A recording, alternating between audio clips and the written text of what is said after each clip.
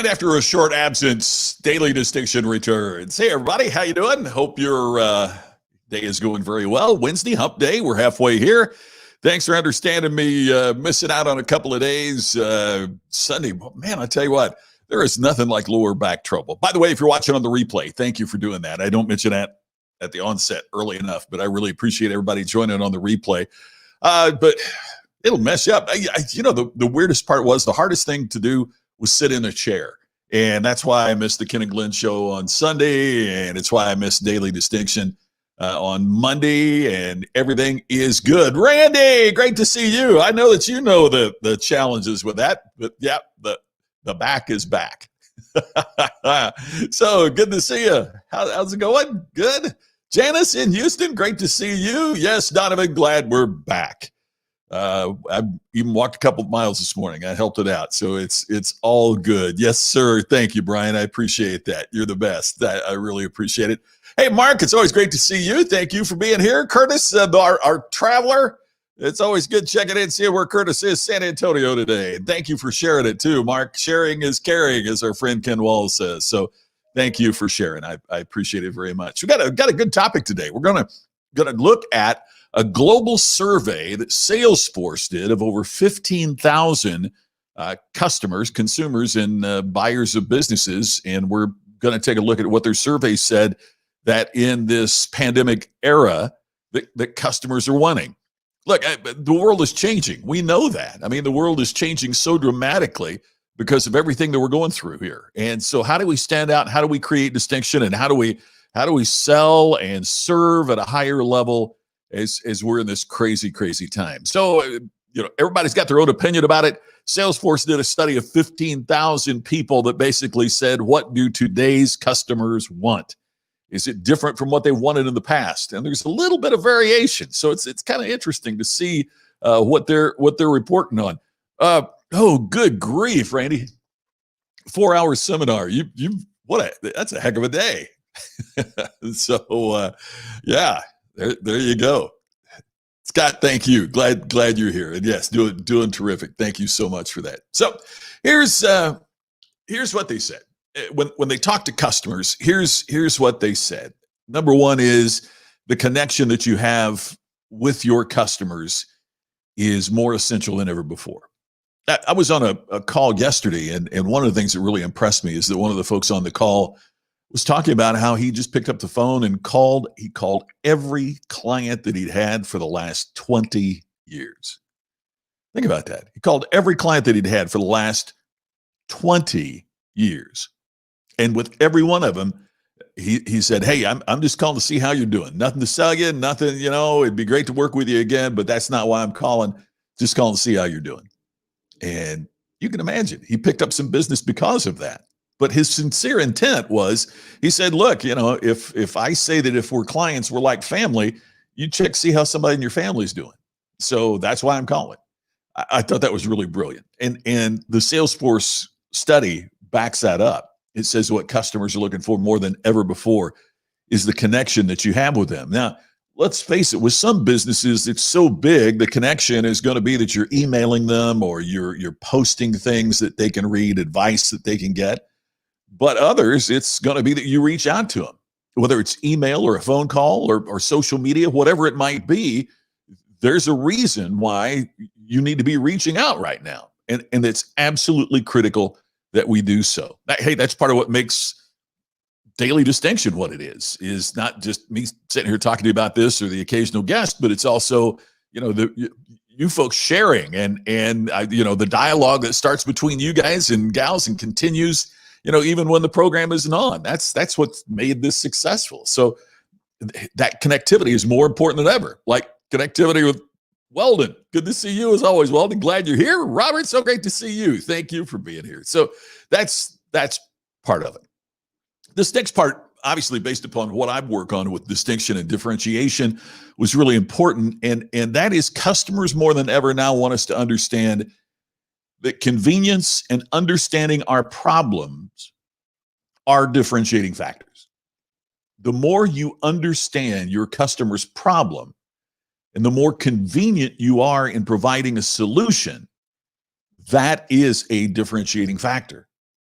And see, I think so many businesses try to come up with a better product or some service enhancement or lower their price is going to be the way that we help them.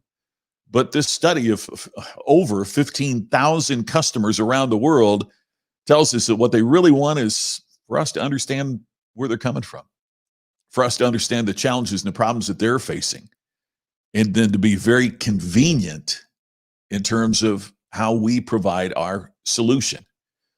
It's amazing, isn't it? That the experience that we create for customers is absolutely a differentiating factor, and even more so in this time of pandemic than it has been at other times. So it's more critical than ever. How do you create distinction? And it's the fourth cornerstone of distinction is the customer experience focus, as we talked about our recent Distinction Summit. And it can be a factor that sets you apart from the competition. Look, if your product is terrible or your service is lousy, a great customer experience isn't going to work. That years ago, I was speaking to a state association of funeral home directors, and you can be wonderful at condolences, but if I walk in and it's the wrong body in the casket, I'm really not too impressed with how friendly you are, how empathetic you are, right? I mean, you got the products, you got to get it right.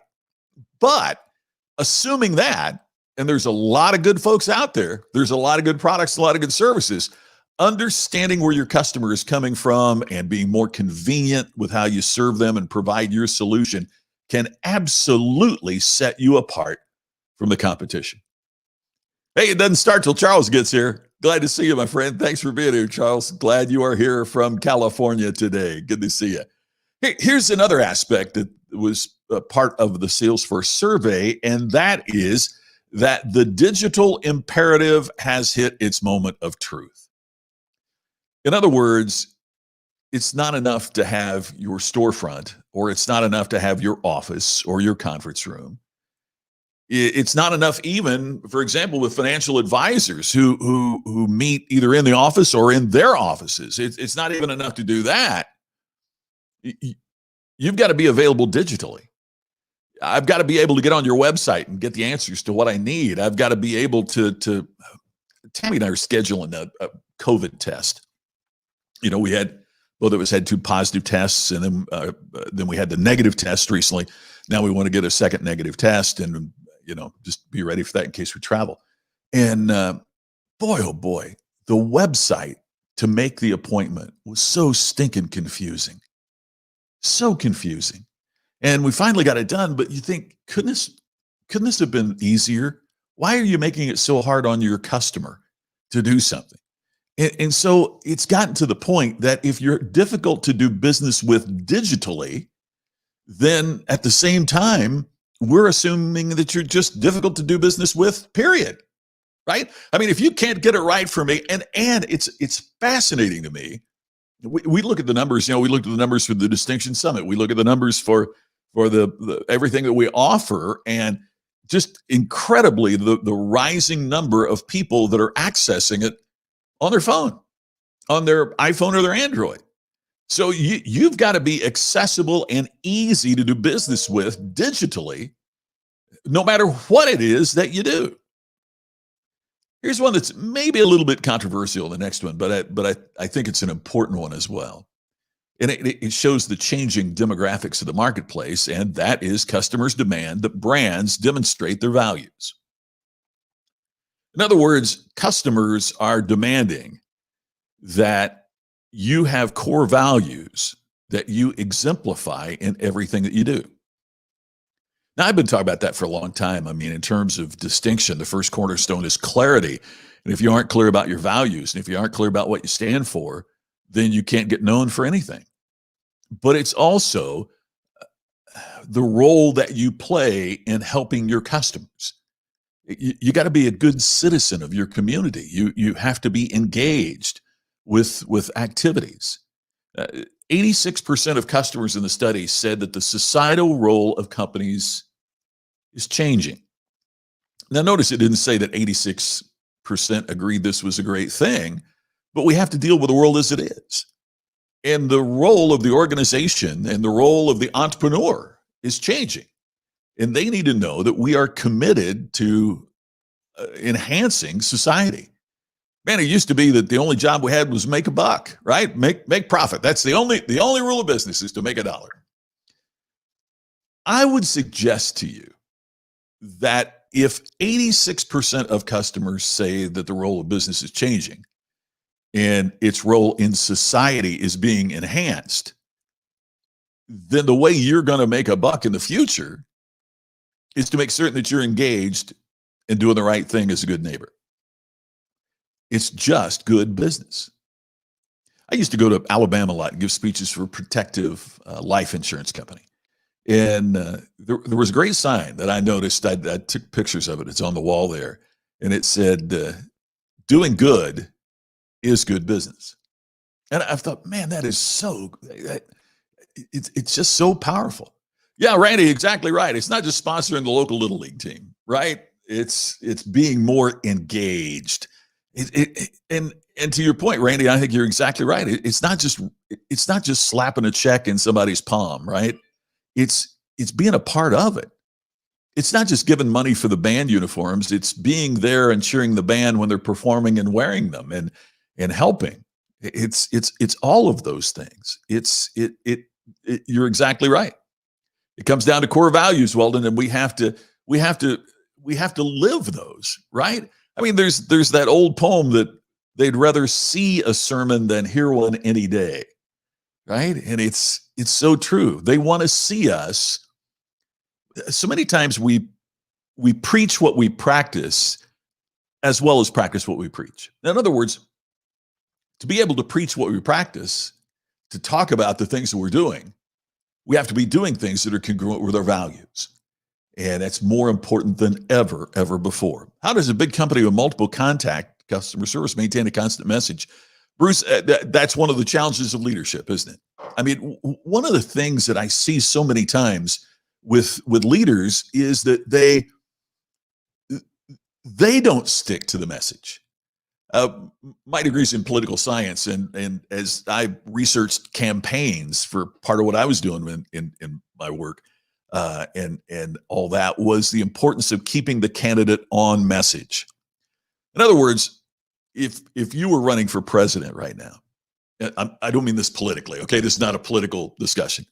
But if you were running for president right now, think of all the issues that you could speak about, from healthcare to Social Security to Medicare to racism to the economy to the global situation with China or Russia or North Korea, or there are so mmany things.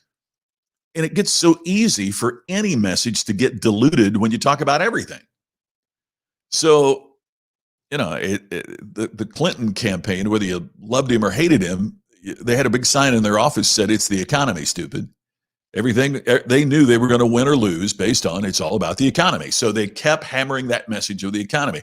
It's focusing on that message. And I think there's something there to learn for companies, is that there's so many things that a leader of any business could be involved in. By the way, the smaller the business, the tougher that gets, because the more hats you have to wear, right? I think it's tougher for an entrepreneur than it might even be for the CEO of General Motors. But you have to be consistent with that message. You know, that customer experience is job one. Remember many years ago, Ford, their slogan was quality is job one.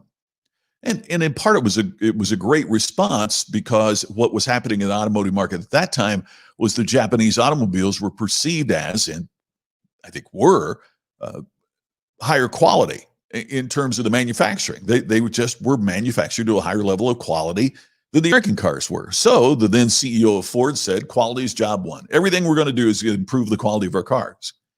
And they did. And it led to a turnaround with Ford, because the perception became that Ford was making a higher quality car than it had in the past. But it took the CEO and all the advertising and everything to have that unified message that, you know, quality is job one. And I don't see that a lot with leaders today. You know, Steve Jobs did. Apple was going to be insanely great products that were easy to use. I mean, that was not their, you know, think different was kind of their advertising slogan. But his whole mantra was insanely great products that are easy to use. I mean, that's why he kept driving it down that the iPod, remember that, the initial iPod, had one button, just one button, had a wheel turn one button, right? The original iPhone, one button. And so that whole message of core values, the core value was simple, it just works, insanely great products. And that was through that focus, that's where everybody unified. Ford did it in the past. I don't see a lot of companies doing it to that degree today. And clarity, as I said, is the first cornerstone of distinction. And I think that's why distinction is so hard for so many, is because they're not willing to be clear. Because clear also means I'm not going to talk about all these other things. And that gets us back to the political candidate, right?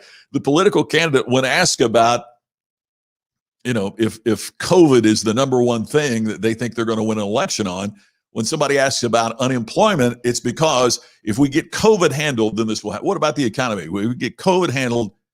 What about Russia? Russia is dealing with COVID and we are too. We have to solve this first before we move on to dealing with the Russians. I'm not saying that's my position, but what I'm saying is everything would have to come back to that. That's how you run a campaign. That's how you make it work. So, yeah, help and support others first. Well, it's what you got to do. Yeah, your intentions and actions come through either way. Whether and it's if you're confused about what your values are, you can't hide that. We can sense that, right? We know. Yeah, that you're right, Sonia. It's always best to do good. Dara, my goodness, you got a birthday coming up too. Oh my gosh, I didn't know that. We'll fix that. I'll talk to Shelly. We will get that fixed. Dara and I were born. She's November 2nd. I'm November 4th. We're classmates together back home. Played together as kids. Our grandmothers lived right next to each other practically. So I'll make certain we'll figure that out. So, hey, yeah, exactly, Greg. It transcends whatever the current fad is, doesn't it? I mean, it goes beyond that current fad. Hey, Sheila, hope you're doing well. Haven't heard from you for a while. Been wondering about you. Hope everything is good with you. Hey, Robin, man. Hey, by the way, everybody, look up Robin Kriesman on Facebook. He's got this amazing program that he's got going on, and I want you to check that out. Just there's Robin. You can just see how Robin spells his name. Look up Robin Kriesman on Facebook and check out the incredible rock star program that he's doing. You really need to check that out. He's one of the good guys. He's not only a great guy, but an incredibly wise and talented person. I want to share. Yeah, copycat competition. It puts it in the noise. Yeah, exactly. That sounds pretty familiar, Brian. I'm glad you're saying that. Yes, absolutely. So, hey, Robin, I didn't know that. Your mom's birthday's November 4th. That's pretty cool. I don't see him here, but our good friend Randall Reeder is on here a lot. And Randall does an impersonation, does a program like a one-man show as Will Rogers. And Will Rogers' birthday was November the 4th. So that's why Randall and I have always had a special connection, because he plays Will Rogers, and Will Rogers' birthday was November the 4th. Isn't it funny to think about the people that were born on the date that you were born on? Like Walter Cronkite, his birthday was November 4th. And it's always kind of fun to see. I was born the same day as Yanni, the musician. And I had a chance to meet him one time when I was working in TV. Short guy. And I said, I know your birthday's coming up. And he looked at me like, boy, is this guy a fan or whatever? I said, yeah, I was born on the same day. So that was pretty cool. Hey, there's Robin's info. Check it out. rockstaryourvirtual.com. Make sure you check that out. It's awesome. Oh, Janice Sharon, you have the same birthday. And see, there you go. Astrological signs just prove you two are exactly alike, right? That's what, you look up and you'll see people born on your birthday that you have nothing in common with. And then there's others that you think, maybe you do have something in common with. It's really interesting to see that. So as we were talking about this, it's important to understand that earning trust is critical now, because there is such a backdrop of widespread uncertainty. Look, if I trust you, I'm probably going to do business with you. It's hard to say no to somebody that you trust. It's hard to walk away from doing business with an organization that you trust. So trust is even more important during this incredibly challenging and difficult time. Next, demonstrating empathy and understanding along the way is critical because for so long everybody was planning out the customer journey, and here's what the customer journey was going to look like. And I never really liked that term because journeys have endpoints. There's a point. The journey is over. We reach the destination, and I don't want anything with customers to reach a destination. I want it to be ongoing. I mean, I was emailing a buddy of mine, Mark Mayfield, today, and Mark and I met when we were 18 years old. And I wouldn't go, okay, Mark, our friendship journey has just about reached its end. It's completed. Your time is up. No, I mean, Mark wouldn't say that to me. I wouldn't say that to Mark.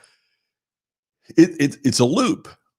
It's an engagement. It's not a journey. Nonetheless, whatever you call it, whether it's a journey or a loop or an engagement, we're taking some bumpy back roads with all that's going on. So having empathy, the book I've got coming out next year on the ultimate customer experience, that's one of the primary points of the book is now we have to serve with empathy. The empathy that we express and display through our actions is required to deliver a customer experience that would be considered ultimate. And this Salesforce study just backs that up. And embracing digital transformations that enable your business to have continuity in a challenging marketplace. So are you easy to reach digitally? Can I send you something on Twitter? Can I post something on your Facebook page? Can I connect with you somehow? Can I look at your photos on Instagram? What are they displaying? All of those are more important than they have ever been. Sonia, there you go. Yeah, trust. That's the key. That is the key. They trust you. So, and you know what?